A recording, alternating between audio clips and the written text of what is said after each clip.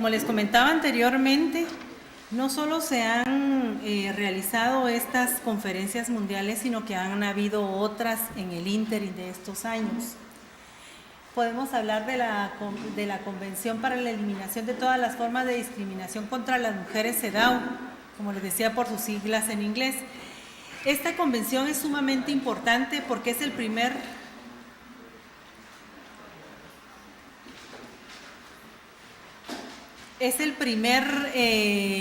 la primera convención que es vinculante jurídicamente.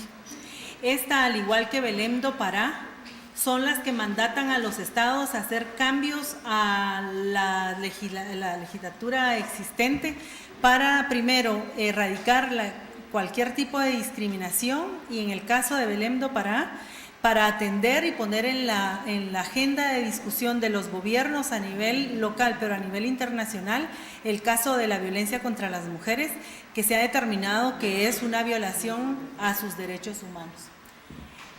Ustedes ya vieron también la conferencia del medio ambiente que se hizo en el 92, Río de Janeiro. Supongo que hicieron un antecedente cuando les dieron Río más 20. ¿Alguna duda, compañeros? ¿Alguna duda? ¿No?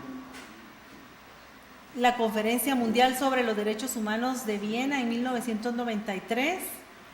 La Conferencia Mundial sobre Población y Desarrollo, que fue realizada en Cairo y que también ustedes ya recibieron Cairo más 20 en esta semana.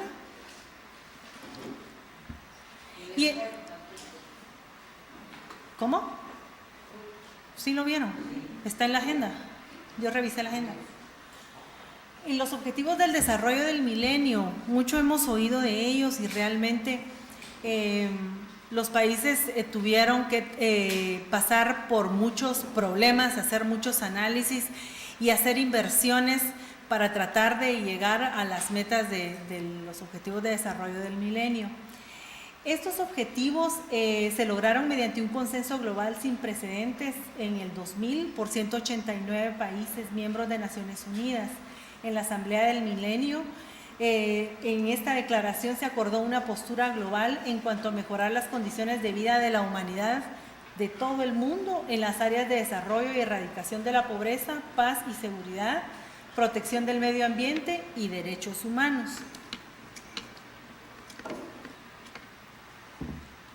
Cada país, es decir, Naciones Unidas lanzó la imagen de los objetivos de desarrollo del milenio, pero cada país podía adoptarla independientemente. Y como miran ustedes acá, Guatemala pues lo hizo con una simbología maya, así están representados.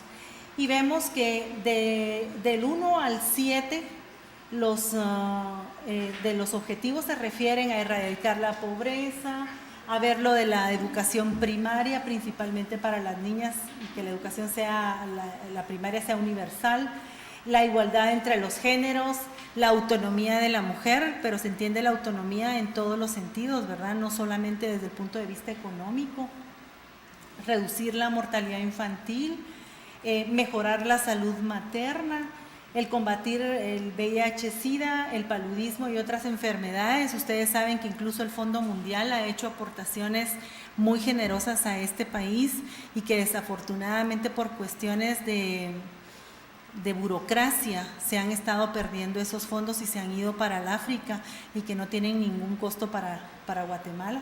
Y el último, el 8, es fomentar a la Asociación Mundial para el Desarrollo, y esto es en el marco de un mercado libre, más competitivo, y ver cómo también se iba reduciendo las deudas de los países.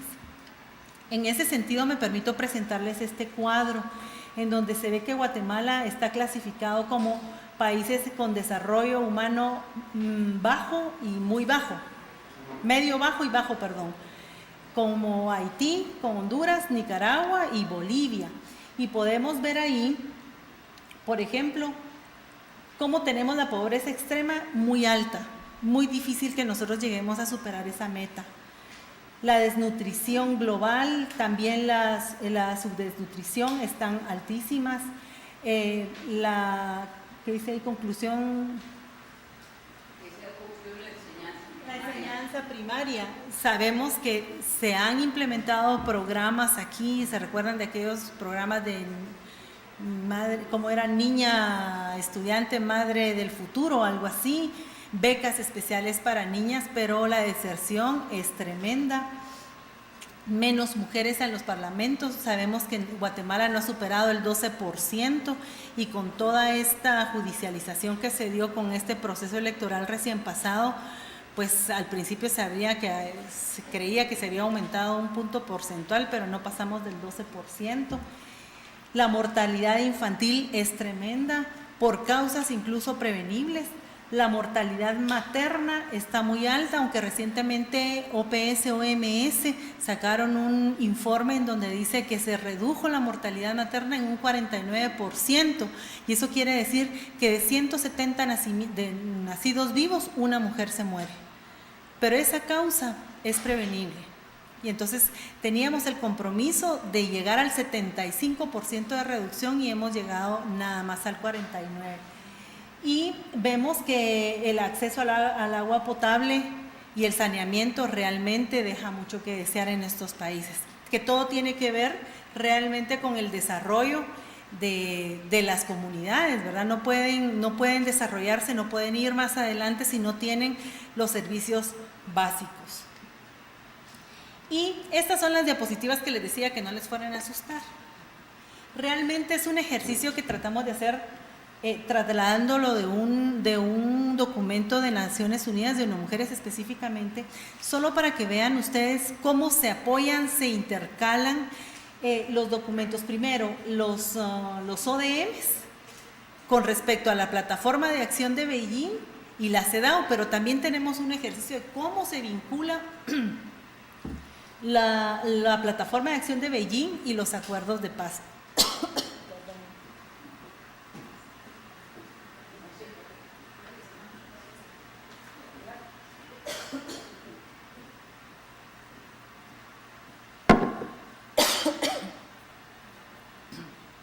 Aquí pueden ver,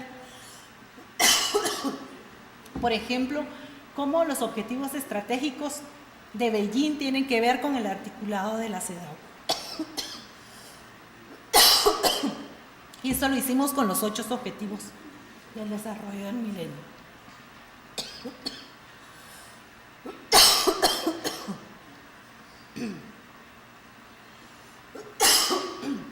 Los logros, los obstáculos y los retos.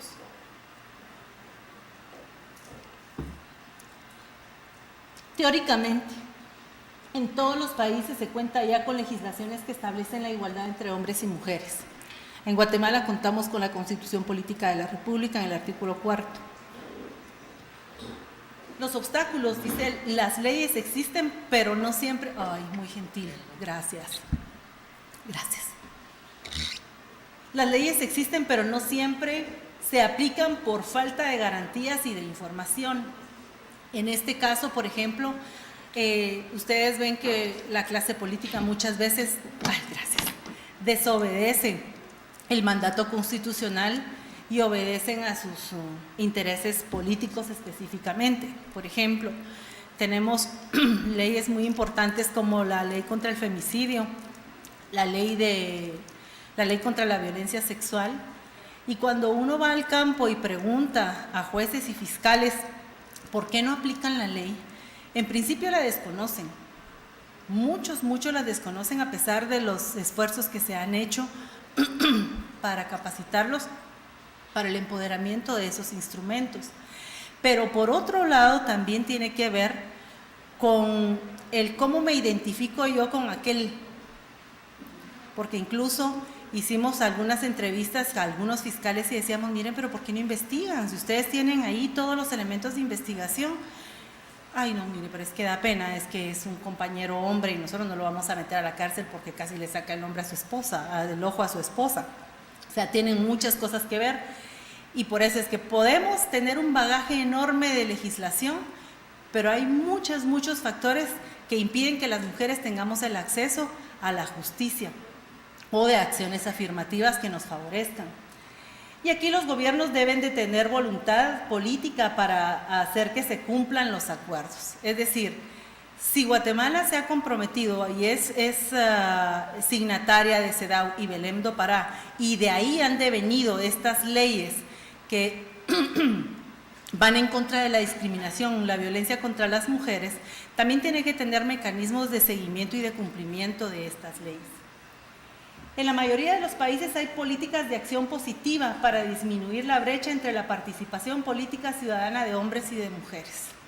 Aquí es donde les hablábamos de la reforma de la ley electoral, que es la ley que nos indica desde la conformación de los partidos políticos, su estructura y su qué hacer, y es lo que se está pretendiendo reformar.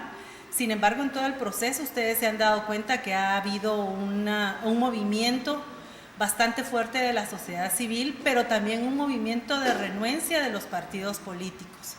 Como bien les decía, en la iniciativa 4088 que como sociedad civil se presentó, se incluían 3 elementos que era la paridad, la alternabilidad y la inclusión de pueblos indígenas. La iniciativa que se envía a la Corte de Constitucionalidad para que emita un dictamen va redactada de tal manera que las mujeres no vamos a subir de ese 12% representado en el Congreso. Y la paridad, la alternabilidad que ellos asumen ahí es de 2-1. Es decir, la alternabilidad, lo que entendemos por alterno es uno u otro. Esa es una alternabilidad. Y ellos la están planteando de 2-1. O sea, las mujeres siempre estaríamos ocupando en las casillas de postulación el 3º, el 6º y el 9º lugar. Entonces, una acción positiva en Guatemala no hay para romper esa brecha de desigualdad en la participación política de las mujeres. Hay muchas excusas, por supuesto, ¿verdad? Que a las mujeres no nos gusta participar, que los esposos no nos dejan participar, pero lo cierto es que las mujeres no tenemos los recursos económicos para participar en igualdad de condiciones con los hombres. Entonces, de eso es lo que se trata esta ley, ¿verdad? El espíritu de esa ley era ese, pero bueno, el Congreso decidió otra cosa. Ahora esperaremos qué dice la Corte de Constitucionalidad. Pero lo más vergonzoso en este caso es que toda la región tiene legislación que garantiza la paridad y la alternabilidad. Salvador, Honduras, ustedes saben que en Honduras y Nicaragua en el 2012 aprobaron el 50-50, dicen ellos, que es la igualdad, lo que nosotros estamos buscando. El Salvador el año pasado hizo una reforma, México hizo una reforma el año pasado en su texto constitucional, en Ecuador está en la Constitución la paridad y la alternabilidad. Es decir, después de que se hace un análisis regional, vemos que Guatemala está en el rezago en ese sentido. Y vemos que los mecanismos estatales que se crean también a partir de estos compromisos son débiles y vulnerables a los cambios de gobierno. Y aquí tenemos un claro ejemplo de lo que está sucediendo, por ejemplo, con CEPREM. CEPREM nace mediante un acuerdo gubernativo y los gobiernos han demostrado su voluntad o su falta de voluntad para mantener a CEPREM como el mecanismo de las mujeres. Ni siquiera es un ente rector de la política pública, sino que es un ente asesor del presidente. Su papel principal es asesorar al presidente en materia de políticas públicas dirigidas a las mujeres. Y entonces es un mecanismo muy débil. Al igual que... Y eso, fíjense ustedes que a pesar de que la creación, como bien decía Magalí, de la CEPREM, de la DEMI, del Foro de la Mujer, la Defensoría de la Mujer de Derechos Humanos, están creadas, perdón. Sí, la DEMI. Fueron creadas en el marco de los acuerdos de paz, que recordémonos que ya no son los acuerdos de paz, sino que hay una ley marco, o sea, es una ley nacional de observancia, pero en fin, no se dan. Entonces, los retos es que los movimientos de mujeres y feministas deben presionar por ubicar las acciones de la Plataforma de Acción de Beijing como parte de los derechos humanos y ciudadanos de las mujeres, pero también no solo desde las feministas, sino ¿verdad? Tener una conciencia del papel que nos corresponde jugar cuando llegamos a una institución pública, de cumplir los compromisos y de coadyuvar con el desarrollo de Guatemala. Todos los países tienen mecanismos estatales específicos para abordar las desigualdades entre hombres y mujeres. El cumplimiento de los acuerdos es instrumentalizado por algunos gobiernos en función de sus intereses, y eso ya lo sabemos nosotros, que como bien decía el licenciado, ¿cuál es el papel de los partidos políticos? Pues bien, instrumentalizar todo aquello que causa impacto en la sociedad y principalmente en las mujeres. En Naciones Unidas debe, por un lado, fortalecerse para presionar a los gobiernos y hacer seguimiento de los compromisos acordados, y por otro, remodelarse adoptando la perspectiva de los derechos de la, disculpen, no leo, de la ciudadanía y no solo de los estados. Y a través del trabajo, aquí se ve lo del adelanto de las mujeres, de las organizaciones de la sociedad civil, que sí han tenido, que si bien en principio tenían y siguen teniendo, sin muchas diferencias, como bien decía Magali, se ha participado en varias convenciones, foros, congresos, en donde se encuentran desde posiciones muy radicales, fundamentalistas y religiosas, hasta mujeres muy de vanguardia, ¿verdad?, en donde se tratan realmente temas que hasta para algunas personas resultan ofensivas, pero el reto aquí es cómo desde la sociedad civil y desde los estados se pueden aperturar esos espacios de discusión, que si bien es cierto nos limita las leyes, nuestra legislación, también es cierto que no podemos callarnos ni quedarnos de ojos cerrados ante las realidades de un mundo globalizado.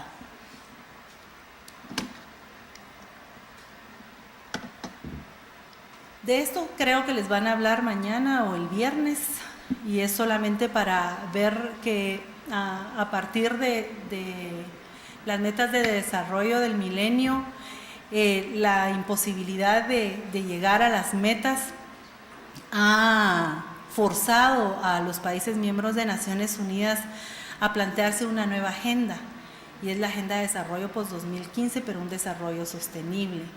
La verdad es que está siendo un proceso bastante cuesta arriba, sobre todo por los temas de la equidad de género y de los derechos sexuales y reproductivos de las mujeres. Eso es lo que está deteniendo mucho el consenso de la agenda. Se están haciendo consultas en todos los países, se están llevando procesos nacionales, regionales e internacionales para poder llegar a consensuar una agenda, pero también hay especialistas designados por Naciones Unidas haciendo todo un trabajo para determinar cuál va a ser la agenda que se va a presentar ante Naciones Unidas.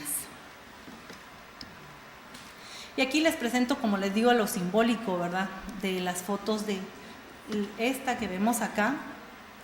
Es cuando esta y esta, cuando se aprobó la ley contra el femicidio. Es una ley que se trabajó por 4 o 5 años, era un compromiso que se tenía justamente para cumplir uno de los mandatos de la CEDAW y de Belém do Pará, y ahí ver cómo cuando hay voluntad se logran cosas.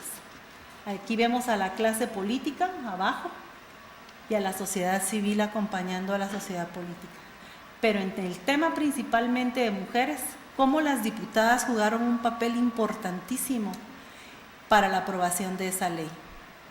Eran 19 mujeres, el resto de los 158 hombres. Ese día se querían salir y las diputadas, ahí donde las miran, se pusieron, acordonaron el Congreso, la puerta de salida, porque querían deshacer el quórum. Y así logramos que se aprobara. Y aquí, como en compañía de la cooperación internacional, de la sociedad civil y funcionarias como la PDH, por ejemplo, nos han estado acompañando en toda esta cuestión de la reforma a la ley electoral y de partidos políticos. Y esta conferencia de prensa que dimos es interesante porque vemos ahí diputadas, aquí está otra diputada, a la sociedad civil, pero también está la secretaria presidencial de la mujer, que es la representante del presidente para ella. Es decir, cuando hay voluntad de que las cosas caminen, caminan, ¿verdad? Y entonces de eso es lo que se trata. Me preguntaban también lo de que había habido una reunión hace 3 años, me decían, en el marco de Beijing, comentarles que de la conferencia que se realizó en 1975, se derivaron 2 reuniones, una en La Habana en el 77 y otra en Macuto, Venezuela en el 79. De la segunda conferencia se derivó una reunión en la Ciudad de México en 1983, derivada de Nairobi en Ciudad de Guatemala en el 88, Curazao, Antillas Neerlandesas en 1991, Mar del Plata, Argentina 94. Aquí más reuniones derivado de que recuérdense que venían cada 5 años y aquí hubo un espacio de 10 años. Y después de Beijing, en Santiago de Chile, en Lima, Perú, en Ciudad de México, en Quito, en Brasilia y la última que fue el año pasado en República Dominicana. Yo no sé si tienen alguna pregunta, algún comentario, algo que ampliar o pasamos al ejercicio, que más que hacerlo escrito yo quisiera que pudiéramos tener ese intercambio, que tuviéramos un intercambio, porque ya ustedes saben qué compromisos se han derivado y ya conocen qué son las conferencias, de qué se trata, qué es la agenda global, y como el ejercicio pues es establecer cuáles son algunos avances y algunas cuestiones de expresión. Entonces, si es para algún comentario, sí, compañero.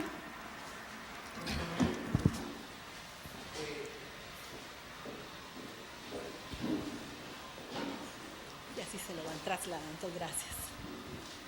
Bueno, esto es solo un comentario sobre el tema de las agendas del 2015. Se ha estado como analizando qué es el tema de lo que se quiere desarrollar para el desarrollo de los países, mejor dicho, la temática. Y aparentemente hay una visión que los ambientalistas han secuestrado este tipo de temas, diciendo que se va a combatir la pobreza, favoreciendo el tema de medio ambiente, cambio climático y todo eso, y se han olvidado muchas veces de los problemas que realmente nos atañen a nosotros, ¿no? Como es el tema de la violencia de género, el acceso a la justicia y otra serie, bueno, lucha contra la discriminación y todo eso, y como que esos temas han quedado apartados.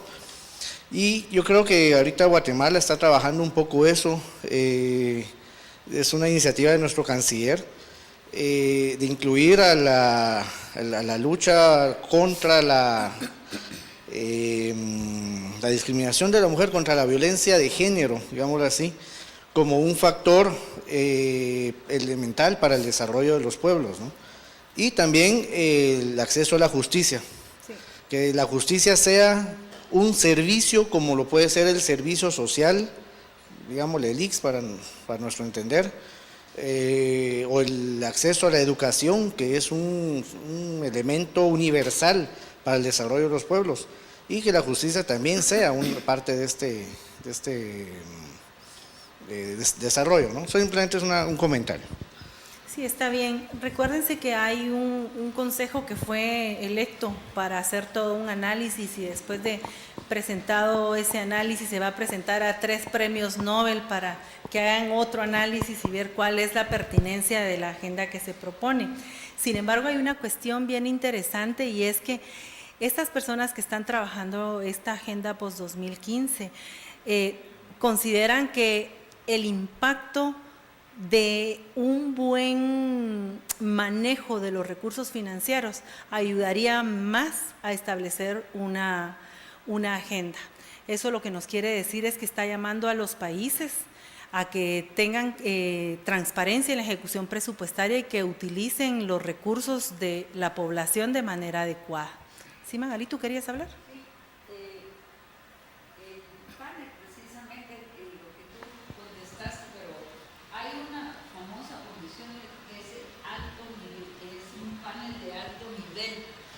Se llama Panel de Alto Nivel de Personas Eminentes. Este fue el primer grupo convocado por el secretario general para ver en dónde, como se acuerdan que la visión es una visión ¿de qué tipo? ¿De qué tipo les comenté yo que iba a ser la visión? Transformadora. Entonces, al convocar a este grupo de personas eminentes, no necesariamente tienen que ser políticos o especialistas en la materia, sino conocedores de sus pueblos. Necesariamente, así como dijera Vargas Llosa, que dice que cuenta los cuentos de su pueblo, el conocimiento de su pueblo. En cierta visión han regresado a esto. Pero sí, como decía, el tema central, crucial, es el tema de la pobreza y el tema de la distribución de los bienes de la tierra. Regresamos a un concepto tan básico de la doctrina social cristiana que a mí me admira que ahora salga de boca de una corriente que no tiene nada que ver con esto. Sin embargo, te digo, ¿qué es la pobreza extrema? Porque eso va a permitir ubicar el desarrollo en 3 dimensiones. Y si bien tú dices, no se habla de la mujer en específico, sí, se ha convocado a unas mujeres para que haga el análisis exactamente sobre estos temas como ya seleccionados o visualizados como los cruciales y que diga, son transformadores. Por ende, tenemos que tener el ojo bien puesto como cada una de esas medidas que estamos diciendo, vamos a poner una agenda global, coincide con lo que puede ser la agenda global de las mujeres. Y es por eso que nosotros no estábamos hablando tanto de la agenda global per se, sino cómo esa agenda global, esos puntos que ya se tomaron decisiones, van a supuestamente transformar la vida de las mujeres, porque esa es la visión. Y se ha llegado a la misma conclusión, el análisis de los foros de las mujeres. El problema que más afecta es la pobreza y que las mujeres siguen siendo las pobres de las más pobres. Yo solo así a manera de cuentecito rápido porque se nos va a agotar el tiempo y me estoy robando tiempo de ello. Hicimos un estudio hace poco en Así Es respecto del sector de mujeres que trabaja precisamente y de las trabajadoras de la calle. Bueno, un descubrimiento pues que ya era muy obvio para todos los de la población, que más del 80 y pico %, porque no todas están registradas, sino la mayoría no lo están, son mujeres. Y estas mujeres llegaron, y es increíble, porque están en la calle todo el tiempo, te pueden dar una visión tan clara. Y la diferencia, dice, cuando uno les dice, pero ¿por qué están ustedes en el sector informal? No quieren pasar al sector informal donde ya se les cuente, que se sepa que ustedes están contribuyendo al PBI del país y taca, taca. No, señor, a nosotras no nos interesa, porque si nosotros incluimos dentro de la ecuación a los hombres, nosotros perdemos.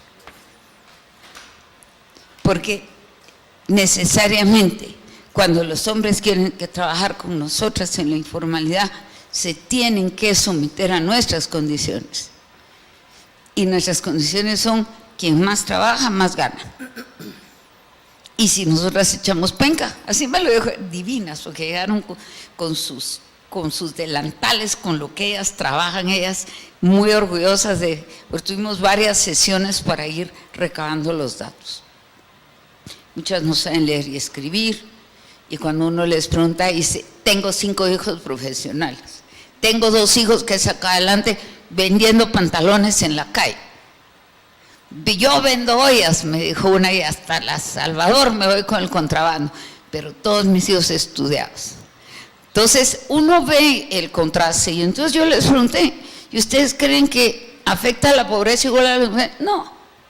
No, ¿y saben por qué no? Porque nosotras aplicamos lo que ganamos, forma más o menos a la familia, a nuestros hijos y al entorno familiar, lo cual no es una conducta que se vea en los hombres de ese sector. Les estoy hablando estrictamente de un pequeño sector y de una experiencia limitada, porque obviamente no puedes agarrar al 100% de todos los trabajadores informales de la calle, pues, si nos sacamos un segmento de 50, 50, 50 de los 3 tipos de ámbitos de trabajadores informales. Pero fue una experiencia, entonces, hablando de cosas transformadoras, nosotras tenemos que ver cómo esa pobreza está afectando a la mujer. Y esa es la agenda que UNO Mujeres está trabajando. ¿Alguna otra pregunta? ¿Algún comentario? Los vamos a poner a hablar ahorita. Ahora sí va a ser a dedo, les comentamos.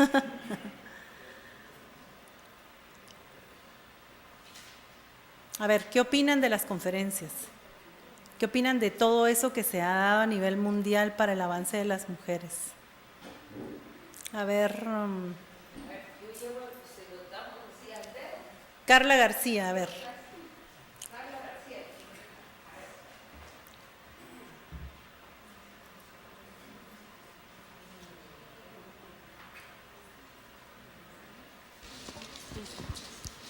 Ahora sí, así, ya.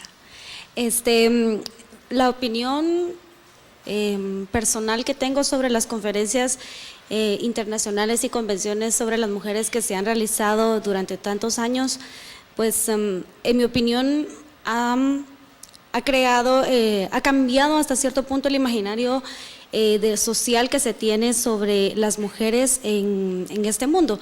Debemos de recordar pues que igual que todo el mundo se ha alimentado de una imagen patriarcal, de un imaginario patriarcal, por lo que las mujeres en todo el mundo, independientemente de la religión, independientemente del sistema económico y todo, siempre ha sido marginada.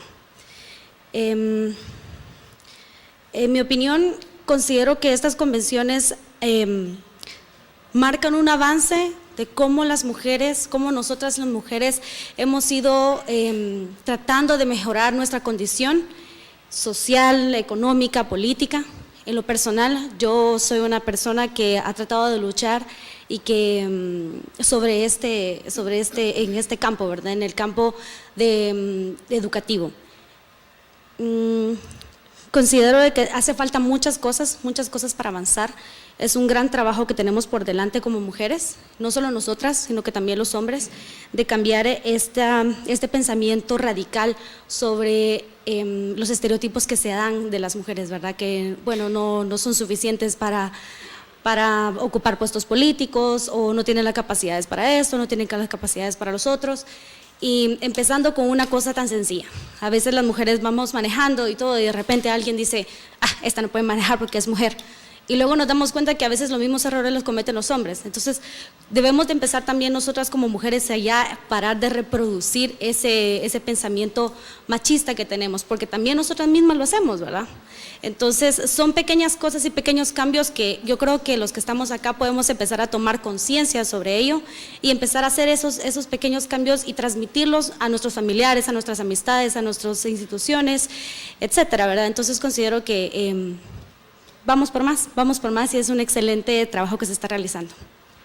Sí, está bien, Carla, y realmente si queremos transformar, como dice Magalí, tenemos que empezar a trabajar nuestro metro cuadrado, quiere decir el espacio que nosotros ocupamos, y que tenemos que ir cambiando incluso nuestra manera de conversar, nuestra manera de referirnos a las personas, ya sean hombres, mujeres, niños, personas de la tercera edad y personas de diferentes etnias, ¿verdad? Entonces ahí es donde empieza, y justamente estas conferencias han logrado estos grandes avances que para nosotras las mujeres son insuficientes para nuestro avance, pero que, como bien decía el licenciado, pues no tenemos la concepción de cómo se trabaja para poder llegar a estos consensos y que los valoramos. ¿Sí, compañero?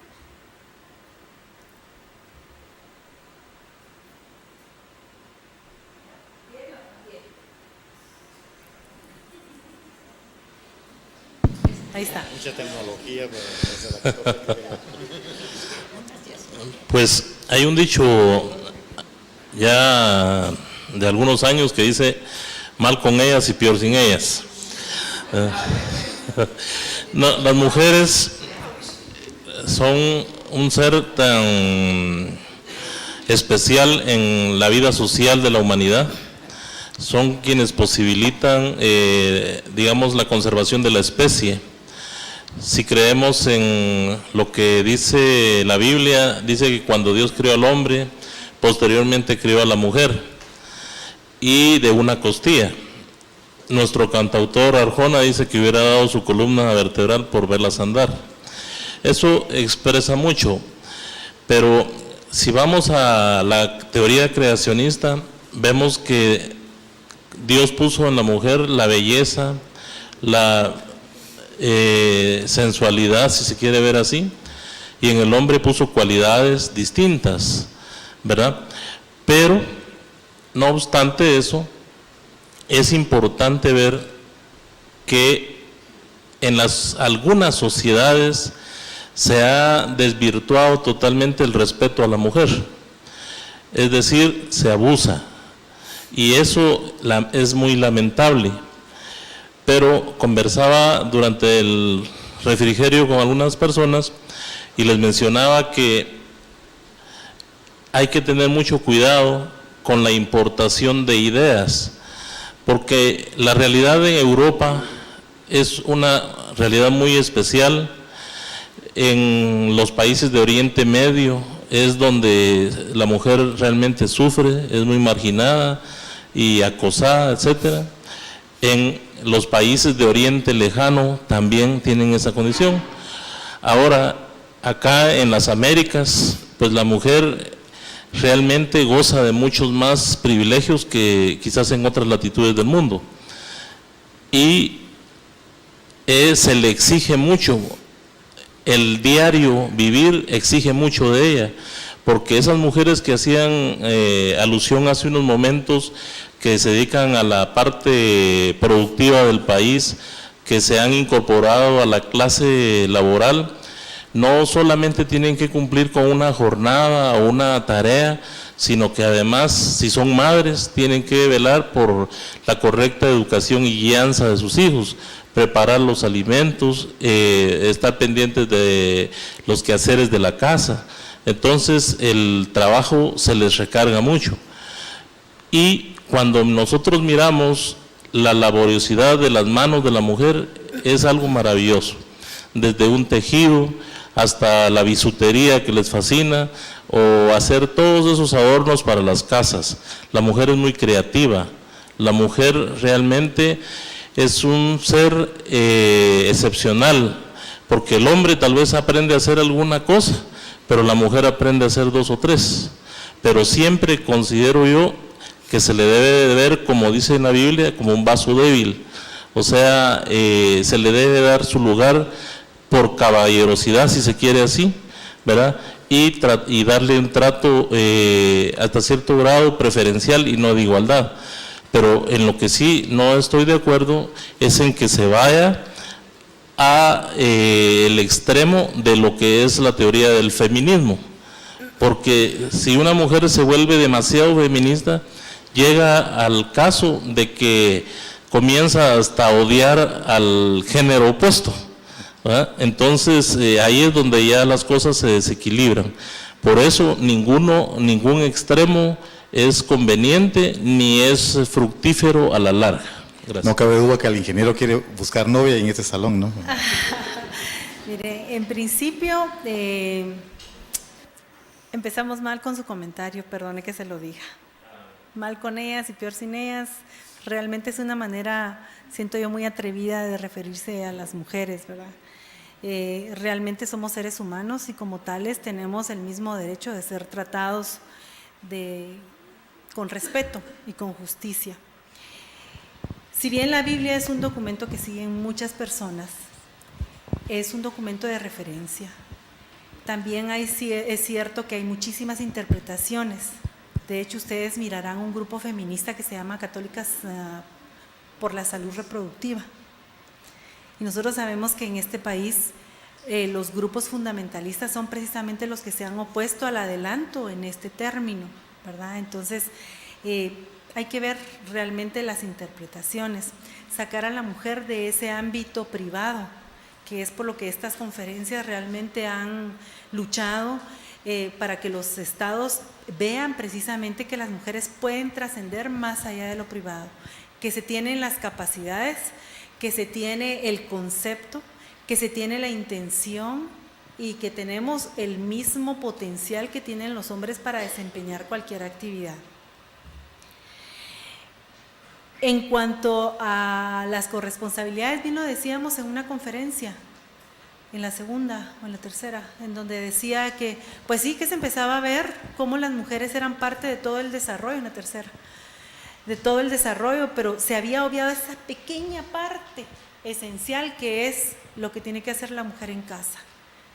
Y entonces aquí lo que hay que evaluar es cómo transformamos esas sociedades en la corresponsabilidad de la atención de la familia. Nos han, a nosotras las mujeres, impuesto el rol de conservar la cultura, de ser cuidadoras y de ser educadoras. Y los hijos los tenemos entre dos. Entonces tendría que haber una corresponsabilidad. Y por derecho y por justicia a las mujeres se nos debe de respetar, porque tenemos derechos humanos y hay una justicia que debe velar porque ese respeto se dé. ¿Algún otro comentario? Yo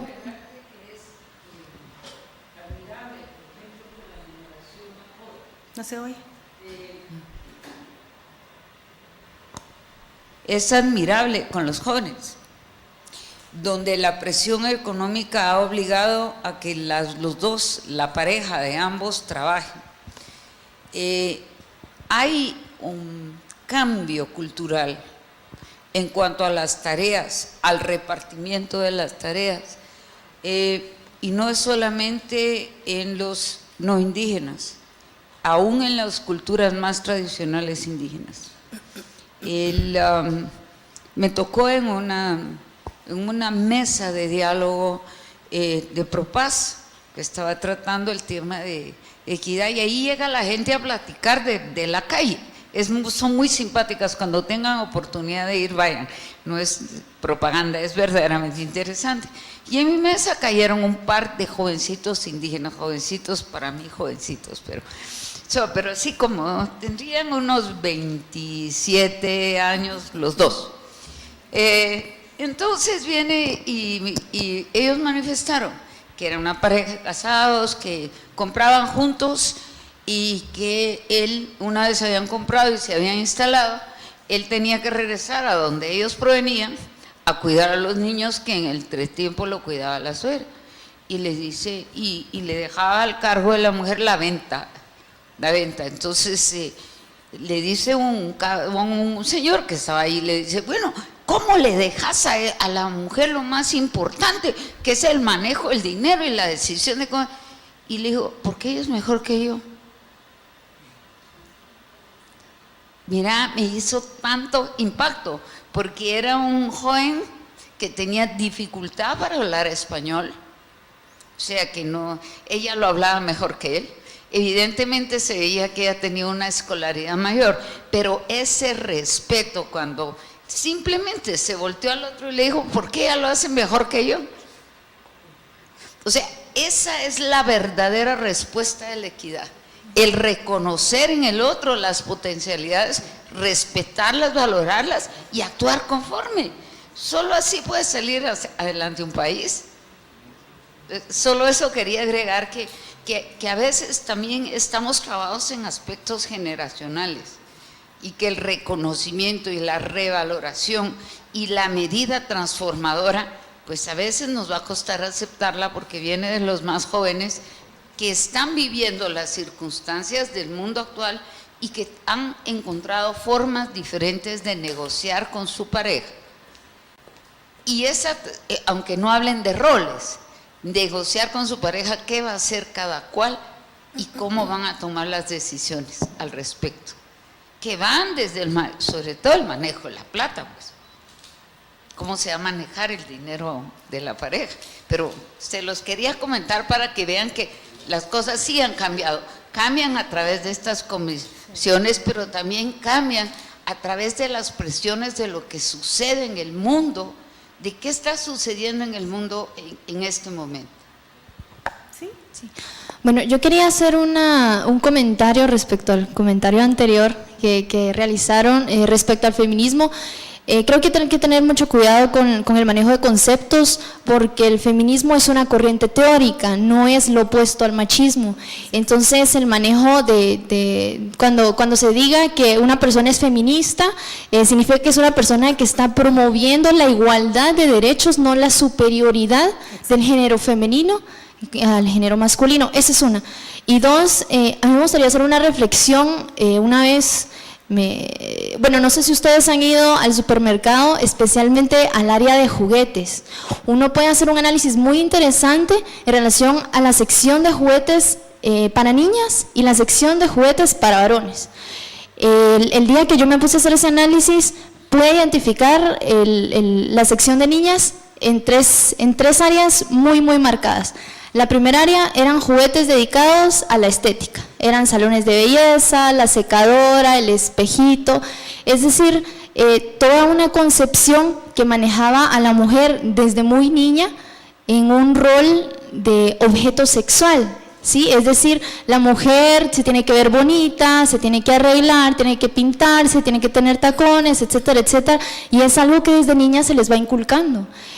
En la siguiente parte del pasillo empezaba toda la parte de la cocinita. Entonces ya era el té, las cocinitas que se les da y las famosas little mommies, ¿verdad? Entonces la niña que se hace pipí, la niña que llora, la niña que hay que darle de comer, la niña que hay que bañarla. Pero del lado de los hombres no había un little daddy, es decir, no había una nena o un niño al cual también el padre le tuviera que dar de comer, entonces desde pequeñas, y eso es muy interesante porque entonces uno mismo empieza a reproducir esos patrones y precisamente en fiestas de cumpleaños uno sin darse cuenta quizá o sin reflexionar sobre eso, uno sigue reproduciendo los mismos roles. Entonces desde pequeñas ellas empiezan a decir, bueno, sí, yo voy a jugar a la mamá porque de grande yo tengo que ser mamá, yo tengo que verme bien, y entonces, bueno, en sí, en resumen, se maneja a la mujer bajo dos roles muy concretos, y es la mujer como objeto sexual y la mujer como instrumento doméstico, y es algo que se refuerza muchísimo y que ahora, bueno, yo acabo de hacer la reflexión, ¿no?, pero y que aún nosotros seguimos reproduciendo, y en cada cumpleaños de alguna niña, sobrina, familiar, lo que sea, lo estamos reproduciendo. Entonces yo creo que ya es tiempo también de empezar a cambiar esos paradigmas que al día de hoy, muy arraigados y muy inconscientes, seguimos reproduciendo. Eso es todo. Sí, vamos a terminar con la ronda de qué opinan de las conferencias para entrar a la hoja, que ya no lo vamos a hacer en grupo porque no les va a quedar tiempo, pero sí nos gustaría que hubiera una participación activa de todas y de todos, de aquellos y aquellas que se han quedado calladitos, ya los vimos, entonces vamos a empezar a preguntarles. Son las 5:15, entonces diríamos… Bueno, la gente no, se va a ir querida, desbandar. vamos a hacer así, Esto no va a funcionar. vamos a platicar para que entonces no solo haya un solo relator, sino que participen. De acuerdo a lo que hemos visto, ¿cuáles creen ustedes que han sido los avances en leyes, políticas y otras para las mujeres en Guatemala derivados de acciones en el Poder Ejecutivo, en el Poder Legislativo, el Poder Judicial y la sociedad civil? A ver, ¿qué?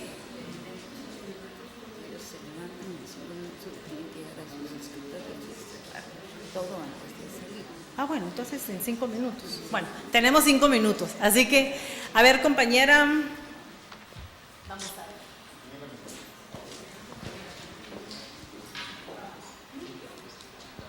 ver. Mis miles. Ánimo. ¿Tenés? Identifiquemos. 10 identifiquemos. segundos. Dale. Bueno, a mi parecer, estamos comentando aquí en la mesa y uno de los avances lo podemos ver notoriamente con tener una vicepresidenta en el poder. En lo personal, yo también creo que uno de los avances que hemos tenido en cuestiones de leyes es lo de la aprobación de la ley contra la violencia sexual, explotación y trata de personas que crea esta secretaría, que me pareció a mí no sé, quedé con algunas dudas de no ver esta secretaría. Ustedes incluyeron a la DEMI, incluyeron a la Defensoría contra de la Mujer en la PDH, pero no está la Secretaría contra la Violencia Sexual y Explotación. Faltan en varias. No era exhaustivo, les dije las más importantes. Y bueno, solo eso. No sé. No, ese es mi punto. A ver, otro compañero o compañera. A ver. Pues yo quería comentar que lo que podemos observar en las conferencias creo que constituye un logro para promover acciones y mecanismos para el empoderamiento de la mujer. Y creo que es muy importante que se le dé un seguimiento y pues quería hacer una consulta y una reflexión. Tenemos la ONAM, que comentaban que se creó desde 1981 y creo que la primera conferencia fue en el 75. Entonces creo que viene de la mano y mi reflexión es ¿qué ha hecho esta oficina para velar porque todos estos compromisos que adquirimos y que adquirieron los 189 países que de forma unánime adoptaron la Convención de Beijing para que se cumpla con esto? Y más o menos también quería comentar respecto a la Política Nacional de Promoción y Desarrollo Integral de las Mujeres y el Plan de Equidad de Oportunidades. Nosotros tuvimos la oportunidad de ver el eje 5, que el eje 5 creo que es la promoción del derecho laboral para las mujeres indígenas, xincas y garífunas.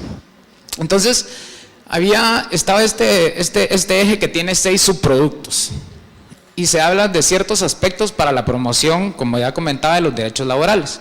Y tenemos a las trabajadoras domésticas, ustedes comentaban de las trabajadoras en el sector informal, y creo que es muy importante que las incluyamos. Nosotros tenemos un gran sector de la población que trabaja de forma temporal en México como trabajadoras domésticas.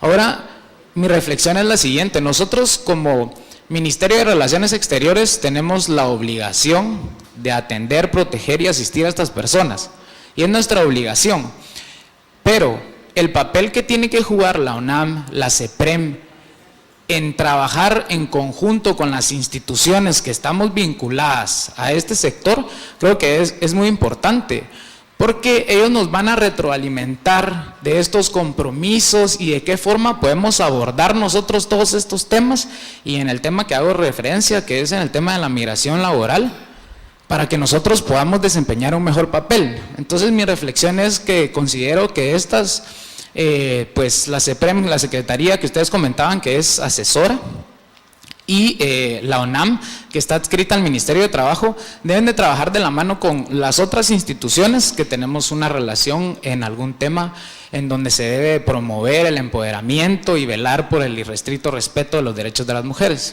Esa era mi reflexión. Bueno, las relaciones inter e intrainstitucionales, esas coordinaciones son importantísimas y sí las tienen a nivel, digamos, de mandos altos. El problema es que a veces las decisiones que se toman o las coordinaciones que hacen no caen en cascada, ¿verdad? Y entonces pareciera que hay ahí un vacío.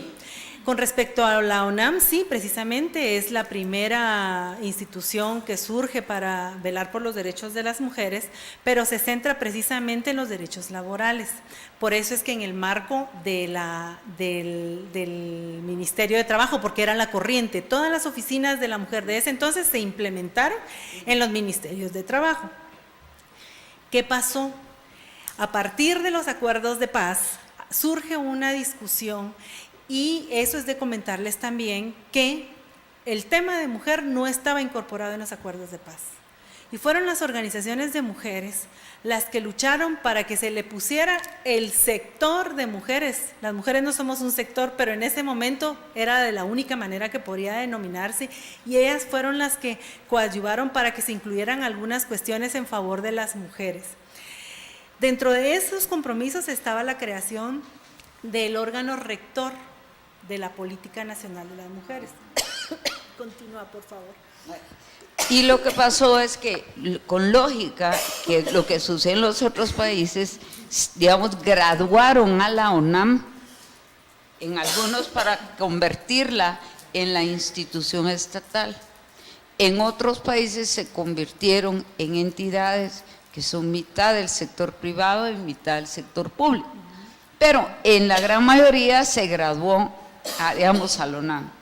En el caso de Guatemala nunca llegaron a un acuerdo y precisamente se creó la CEPREM, mientras que la UNAM ha permanecido haciendo alguna labor semiviva, semimuerta. ¿Y por qué les digo semiviva, semimuerta? Nunca tuvo un presupuesto, nunca existió. Si una entidad en el Estado no tiene presupuesto, no está viva. No tuvo presupuesto, no tuvo independencia, se mantuvo bajo el Ministerio de Trabajo. Las oportunidades de crecimiento hacia el resto del Ejecutivo fueron muy limitadas. Y la CEPREM, que es la encargada actualmente, tiene un presupuesto ínfimo que, por supuesto, aunque sea a nivel de asesoría, no le da para cubrir. Entonces, también su accionar es limitado. Pero sí te puedo decir que hay por lo menos 4 proyectos que llevan en forma conjunta UNAM y CEPREM, uno de los cuales son todo el seguimiento al tema de trabajo de la mujer. Yo creo que ahí hay presión para que concluyamos, ¿o no? Para que pueda venir. Sí, la verdad es de nuestra parte agradecerles, pensar que el tiempo realmente se nos hizo muy corto, que debimos haber hecho más rica la discusión y que eso les deja a ustedes la espinita de que no todo lo que les han dicho que es género, ni que todo lo que les han dicho que se está cumpliendo se hace, ni de la manera, como decía el licenciado, tan fácil como nosotros lo vemos en una presentación. Así que para que ustedes tomen conciencia más todavía de su ser hombre, de su ser mujer y de su papel y de sus relaciones interpersonales e interinstitucionales. Muchísimas gracias.